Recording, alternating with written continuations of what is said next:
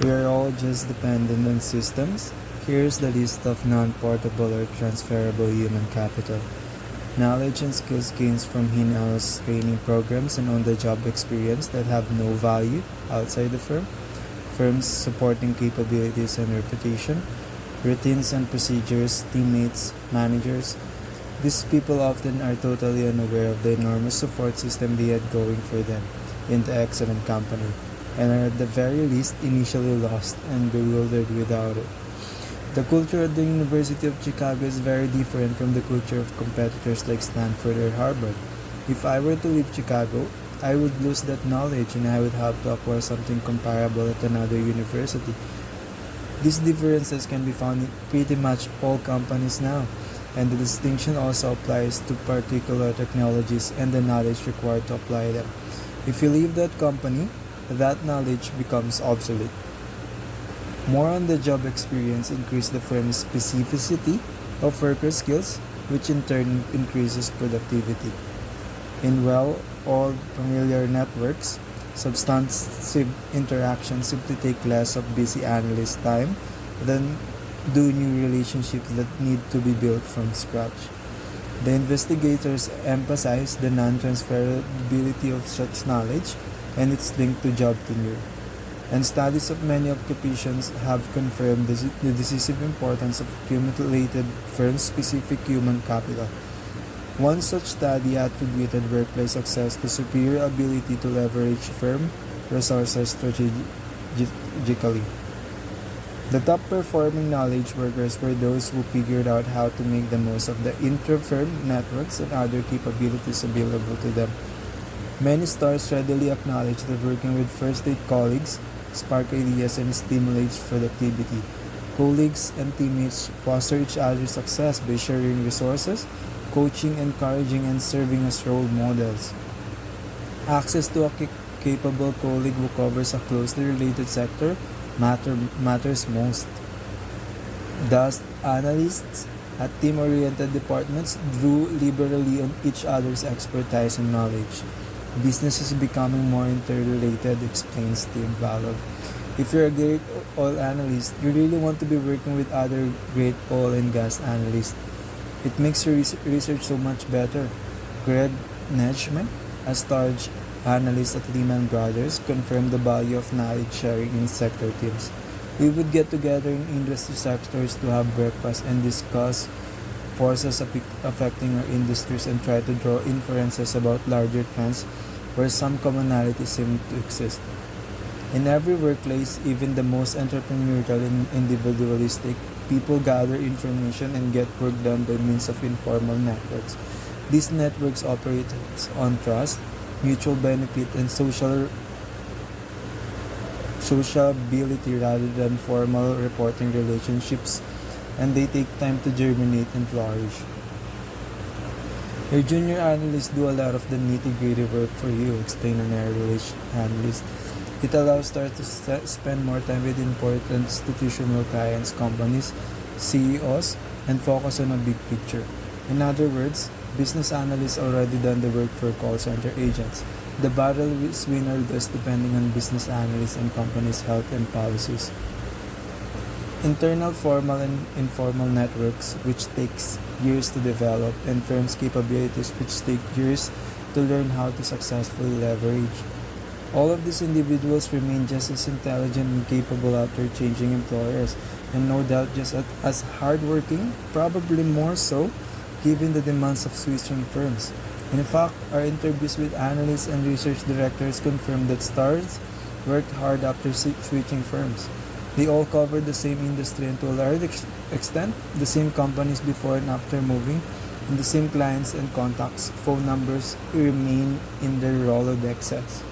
But clearly they lost something crucial and something they didn't expect would matter so decisively in the course of changing employers. What they left behind, in short, were the capabilities of the old firm and the practice, seamless fit between their own skills and the resources of the company. When they move, their mastery of the firm's specific aspect of their jobs and workplaces suddenly become moot. An analyst will have a firm where he or she achieves stardom, lost access to colleagues, teammates, and internal networks that can take years to develop.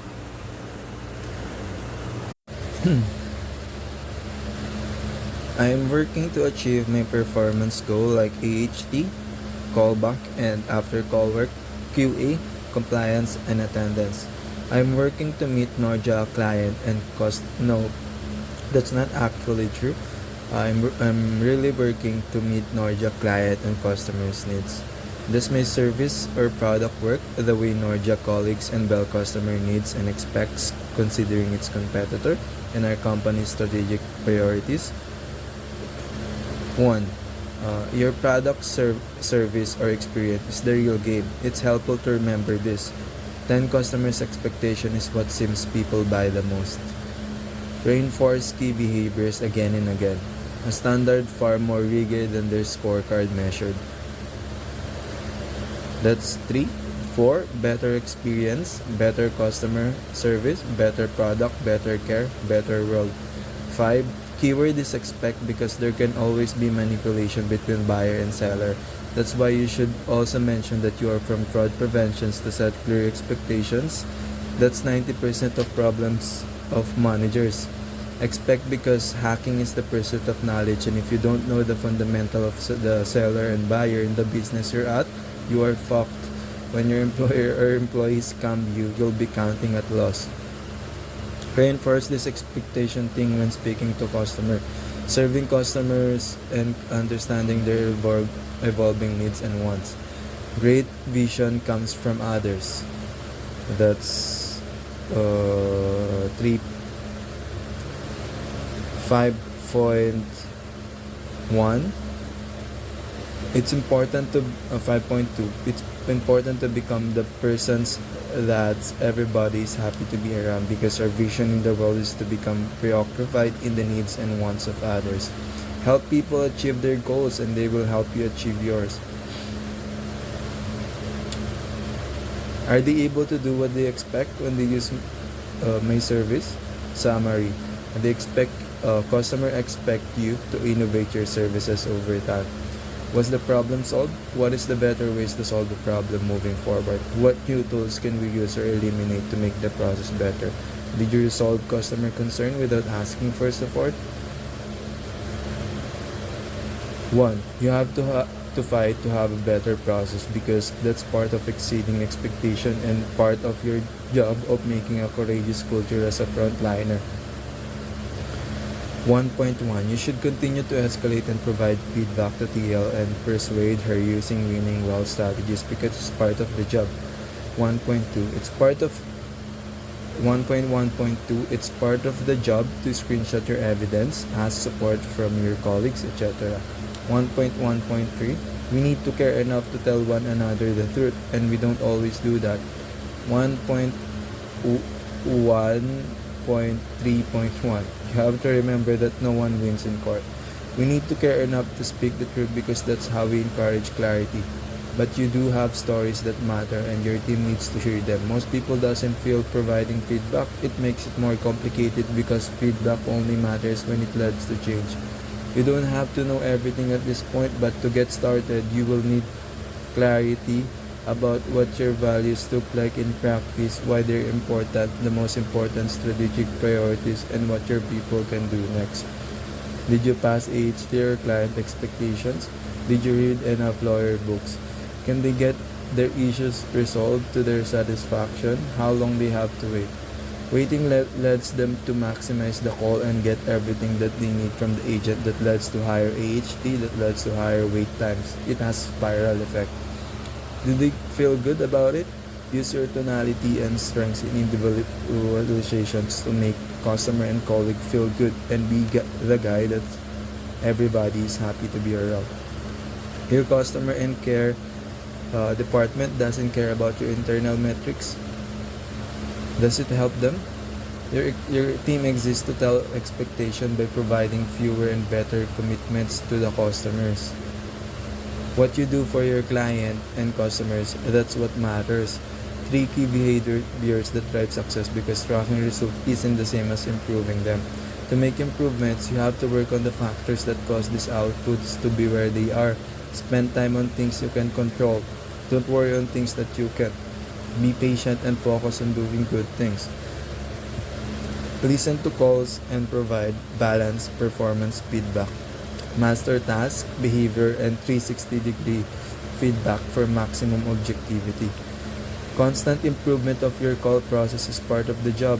Being a manager is living in capitalism, which can be tiring. Writing your CTs close to truth and close to life feedback and part of your job as a communicator. Be strategic in feedbacks. It was missing in almost all the companies. Deliberate practice. Learn from the capitalism of culture of Google. Read books on how to become a better leader and employee. To underline our central finding, outstanding individual performance is far more context dependent than it appears to star performers themselves, who are prone to take full personal credit for their accomplishments. What is more, quality also moderated the relationship between experience and performance. Analysts who work for better departments alongside better coworkers achieve superior performance faster than their counterparts who work for a weaker departments. The better a department capabilities and quality, the faster its analysts distinguish themselves. In other words, the higher the quality of an organization, the higher the payoff for time spent there. The embeddedness and interconnectedness that characterize even analyst jobs strongly suggest that there is likely to be no such thing as pure free agent within an organization. The evidence that the quality of the working environment is a strong predictor of performance in combination with evidence that stars from better firms depend more heavily on their firm's capabilities than do their counterparts at weaker firms goes a long way toward explaining why stars move to weaker, less research-rich firms underperform for so long. I confess that we don't have a reliable, absolute measure for performance for every job, and we don't force a distribution of ratings because different teams perform at different levels. Because firms that operating according to this hands-off philosophy did not make a point of customizing their resources, they offered their analysts. The analyst skill sets tended to remain generalized, fluid, and mobile.